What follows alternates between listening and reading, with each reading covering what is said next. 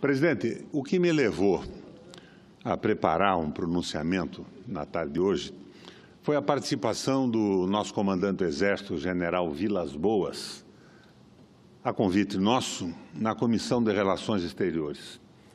O general fez observações muito claras sobre a paralisação da economia e do desenvolvimento do Brasil em função da Guerra Fria e se estendia também explicando que estávamos entrando numa outra entaladela global, que é a guerra geopolítica, a disputa dos blocos. E o Brasil estava sem uma proposta de desenvolvimento, sem um modelo de Estado social e soberano para perseguir. Ou seja, os famosos objetivos nacionais permanentes estavam desaparecendo em função de objetivos que não são, ou que não eram, e não são, nesse momento, objetivos nacionais. Em função disso, e com preocupações levantadas naquele momento, preparei, senador Alídio Zamata, esse pronunciamento, que, como disse, será um pouco mais extenso que os 10 minutos, acordo com a mesa e com o plenário. Senhores e senhoras senadores, brasileiros conectados à rede de comunicação do Senado, hoje quero conversar com o Brasil sobre a necessidade, a urgência de uma estratégia nacional para o petróleo. Peço especial atenção dos senhores militares do Brasil, das nossas Forças Armadas, que nessas últimas semanas disseram estarem preocupados com o Brasil, mas quando falam, atêm-se aos movimentos táticos da política brasileira, ao marulhar nas ondas e não ao eixo, ao epicentro, ao núcleo central dos acontecimentos. Tenho notado pronunciamentos fora de foco.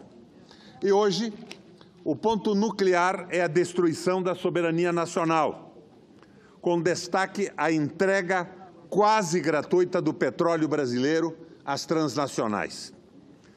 Vejam só, o Brasil tem uma das maiores reservas de petróleo do mundo e não tem uma estratégia clara para a sua exploração e para o seu uso. Por sorte, senador Hermano, tivemos no passado dirigentes da Petrobras que, de uma forma quase intuitiva, estabeleceram linhas de atuação de grande eficácia para a empresa até torná-la uma das maiores petrolíferas do mundo, culminando com a gigantesca descoberta de óleo e gás no pré-sal. Mas, nesses últimos 3 anos, prevaleceu a mediocridade. E o que se construiu da Petrobras no passado começou a ser destruído. Senadores, barril por barril. Desgraçadamente, a mediocridade não diz respeito apenas ao exercício de uma administração desastrada por parte de dirigentes impertinentes e incompetentes. É que eles não têm sequer a percepção do interesse nacional, encarnado na Petrobras, inserido na sua história e projetado no futuro. O senhor Pedro Parente e seus diretores, assim como gestores da ANP, são arrivistas que chegaram à direção da Petrobras e do Sistema Nacional de Petróleo com a missão política de esquartejá-la, degradar seus serviços e facilitar sua privatização aos pedaços, como fizeram com oleodutos e como ameaçam fazer com a BR Distribuidora e as nossas refinarias. Não é preciso acentuar que nessas ações falta uma visão estratégica, e isto me levou ao propósito desse pronunciamento. À medida em que nem o governo, nem a Petrobras, nem as Forças Armadas o fazem, tentarei esboçar o que me parece essencial para o país: uma estratégia nacional para o petróleo. Isso diz respeito a todos nós. O petróleo é estruturante na economia e maior contribuinte potencial para o bem-estar dos brasileiros. No entanto, não estamos sabendo ou querendo utilizá-lo. Sabemos menos ainda o que convém fazê-lo ao longo do tempo. Distribuí-lo racionalmente, por exemplo, entre o consumo interno, senador Dário, e a exportação. Falo com base em recentes depoimentos de dois grandes especialistas: Hildo Sauer, ex-diretor da Petrobras e participante ativo na descoberta do petróleo no pré-sal, e Felipe Coutinho, atual presidente da EPET.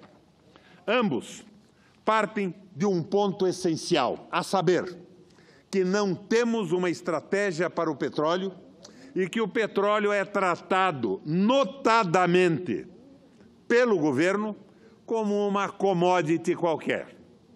Soja, milho, algodão.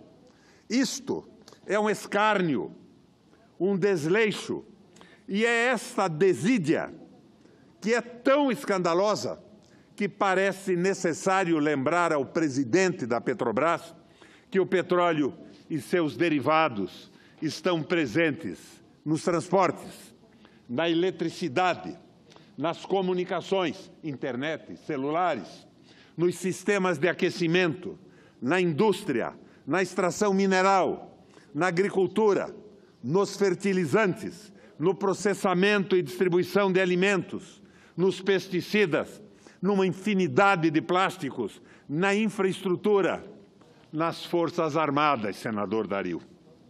Que o petróleo, Pedro Parente, responde com o carvão e o gás por 86% da energia consumida no planeta e é insubstituível a curto e médio prazo em termos de qualidade, quantidade e preço, já que as notáveis energias renováveis, a despeito de seu valor romântico, respondem por apenas 5% do consumo mundial. Enquanto isso, agora cito Felipe Coutinho, presidente da Associação dos Engenheiros da Petrobras. Pedro Parente, o atual presidente da Petrobras, afirma que o petróleo é uma simples commodity, ou seja, é uma mercadoria qualquer, como outros produtos de origem primária, negociados na Bolsa de Valores de qualidades e características uniformes, que não são diferenciados de acordo com quem os produz ou por sua origem, sendo o seu preço uniformemente determinado pela oferta e procura internacional. Senadora Fátima, eu tinha feito um acordo para a extensão do meu tempo. Obrigado, já vi que isso foi colocado. Sem nenhum caráter estratégico, portanto, tratado como uma commodity substituível. Essa ausência de visão estratégica se reflete internamente até no dia a dia da população. Os sucessores de milhões de brasileiros que criaram a Petrobras e hoje usam derivados de petróleo, sobretudo gás, gasolina e diesel, comercializados pela empresa, estão sendo forçados a submeter-se aos exercícios de mercado persa de seu presidente, quando impõe uma política de preços insana para derivados vinculadas às oscilações externas diárias. Um simples algoritmo resolveria o problema de relativa estabilidade dos preços internos e a justa remuneração da Petrobras. Não! O consumidor precisa sofrer com a variação dos preços para aprender o que é uma economia neoliberal, entre aspas, eficiente. Pensam e praticam esses nécios, esses apedeutas do sistema que governam a nossa política de petróleo. Mas quais seriam os requisitos para uma estratégia nacional para o petróleo? Em primeiro lugar, seguindo a sugestão de Sauer, seria preciso medir efetivamente as reservas. Temos algo como 100 bilhões de barris já medidos, mas poderíamos chegar, com uma medição mais precisa, a 300 bilhões. Até o momento, não houve determinação à Petrobras, nem a Petrobras pediu autorização para completar o processo de medição. Um grande volume de reservas medido poderia facilitar a entrada do Brasil no clube dos exportadores. Dessa forma, participando do clube dos exportadores, poderíamos, conjuntamente com a OPEP, com a Rússia e, eventualmente, com o México e o Canadá, equilibrar o poder dos produtores com o poder dos grandes consumidores, que são a Europa Ocidental e os Estados Unidos. Além disso, o volume medido de forma realista poderia dar um caráter mais racional aos leilões, se é que se devem fazer ainda leilões do pré-sal. Outra decisão estratégica é determinar o que queremos fazer com o nosso petróleo. A energia petrolífera, essa energia barata, fácil de transportar, usada no lugar de uso, insubstituível em termos econômicos, está associada diretamente ao desenvolvimento econômico e ao nível de bem-estar das populações. A renda de um país pode ser medida com o seu uso, o uso que faz do seu petróleo. Quanto petróleo consome na realidade? Portanto, só um estudo estratégico de profundidade, isento de influências de lobistas, principalmente internacionais, pode nos sinalizar em que medida vale a pena acelerar a produção, recebendo em troca dólar-papel, ou controlá-la racionalmente para assegurar a longo prazo o uso interno de nossas reservas petrolíferas. Uma terceira decisão estratégica diz respeito a inserir a indústria do petróleo no escopo maior da indústria brasileira. Temos que voltar ao princípio do estímulo ao uso de conteúdo local na cadeia produtiva do petróleo, especialmente na indústria naval. Se houve distorções nesse processo, não cabe extingui-lo, mas aperfeiçoá-lo, corrigi-lo. Do contrário, a despeito da considerável riqueza que possuímos, como nação, voltaremos à posição clássica do exportador de matéria-prima e importador de bens e serviços industrializados e processados, como, aliás, já está acontecendo, tendo em vista a política antinacional, primário exportadora e anti-industrial do atual governo brasileiro. Uma quarta decisão estratégica deve redefinir o modelo de exploração do petróleo, restaurando, se for o caso, a participação obrigatória da Petrobras na exploração dos campos. Da mesma forma, deve ser tomada uma decisão política e racional sobre o modelo de exploração, seja a partilha, seja a concessão. Em qualquer hipótese, o Brasil deve manter o controle majoritário dos fluxos de produção e das reservas, inclusive como condição para participar soberanamente da política internacional do petróleo.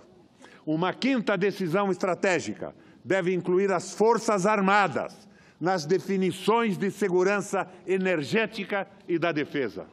O modelo de estratégia que propomos deve considerar necessariamente em sua definição a participação de especialistas civis nacionais e especialistas das Forças Armadas nos temas correlacionados às suas especialidades.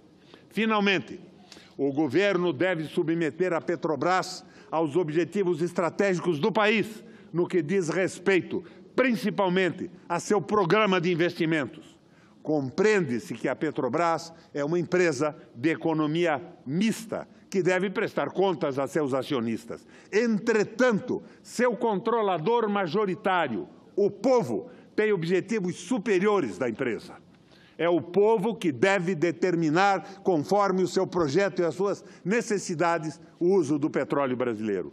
Assim, uma vez respeitados os limites mínimos de distribuição de dividendos, a Petrobras deve orientar seus orçamentos para ampliação de sua capacidade produtiva e de desenvolvimento tecnológico. Em lugar de uma estratégia de investimentos, a atual direção da Petrobras, desafiando os interesses nacionais, está colocando em curso um projeto de desinvestimento de extrema audácia que chega agora às refinarias sob forma antes testada de privatização retalhada.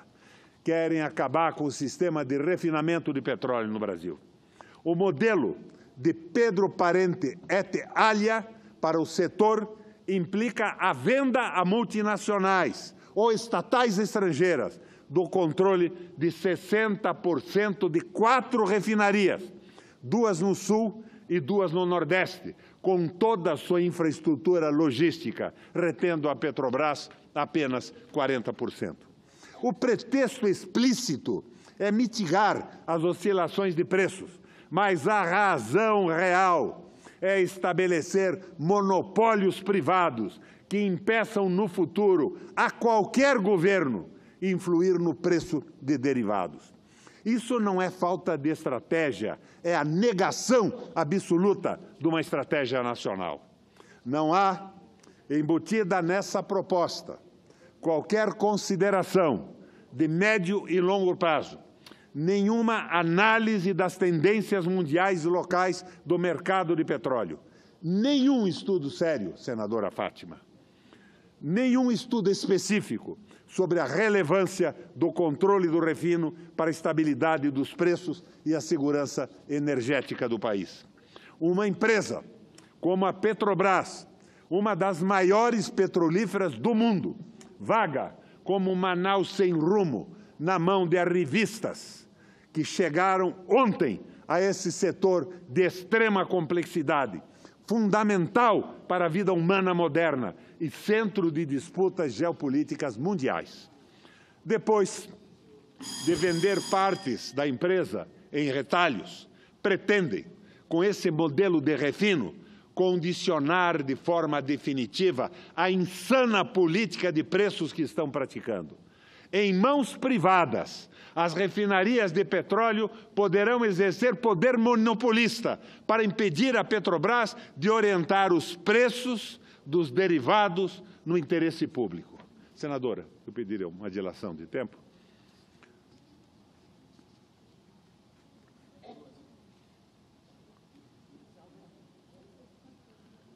É verdade que a Petrobras hoje, na mão dos privatistas, já faz uma política de preços erráticos, em detrimento do consumidor brasileiro. Entretanto, eles temem que, no futuro, essa política possa ser revertida. Daí o plano de entrega das refinarias, de forma a escravizar a Petrobras aos interesses das grandes petrolíferas mundiais. O engenheiro Felipe Coutinho, que citei antes, observa que a decadência visível das grandes petrolíferas privadas no mundo se deveu, sobretudo, à sua política de geração de resultado para acionistas em curto prazo. Deixaram de investir, terceirizaram muitos serviços, perdendo especialistas e tecnologia, revelando-se incapazes de conservar e recuperar suas reservas de petróleo. O Brasil não deve seguir este caminho, ditado pela financiarização mundial e pela banca, e que, no campo das políticas de pessoal, tende a ser seguido por Pedro Parente. Contudo, pelo menos no caso da Petrobras, ainda está em nossas mãos evitar a síndrome da globalização exacerbada e o domínio absoluto dos banqueiros e das petroleiras, cujo maior investimento no Brasil nos últimos anos tem sido comprar aliados espúrios. Aprendi com os militares a compreensão do que sejam objetivos nacionais permanentes. Pergunto a eles, especialmente aqueles tão preocupados e envolvidos com os últimos acontecimentos políticos. Pergunto, como pensar em objetivos nacionais permanentes, abrindo mão da soberania sobre o petróleo? Com que energia movimentar o desenvolvimento nacional? Com discursos sobre moralidade? A moralidade está prejudicando a democracia? A falta de moralidade? Enquanto ficamos aqui bradando contra a corrupção, distraindo-nos com suas peripécias conjunturais, levando o nosso petróleo e o nosso futuro. Embora, na alienação absoluta de uma administração rigorosamente irresponsável. Que impunidade maior do que essa, senadores? Que impunidade maior do que essa, brasileiros? Que impunidade maior do que a entrega do petróleo, das terras, do espaço aéreo, da plataforma marítima, da tecnologia aeronáutica? E esta impunidade, senador Viana, juiz algum, nenhum justiceiro, nenhum membro do Ministério Público, nenhum delegado da Polícia Federal, nenhum jejuador, nenhuma carcereira ousam combater. Quem, então, ousa reagir? Quem se habilita a reagir? Eu não dirigi esse pronunciamento e esta sugestão de política de petróleo a jejuadores, a juízes irresponsáveis que prometem cusparadas e pontapés em políticos que têm a coragem de levantar as suas ideias e defender o seu país. Eu dirigi esse pronunciamento a patriotas que acredito que, embora não estejam aparecendo com clareza, existam no Ministério Público, no Judiciário, nas Forças Armadas e no Brasil.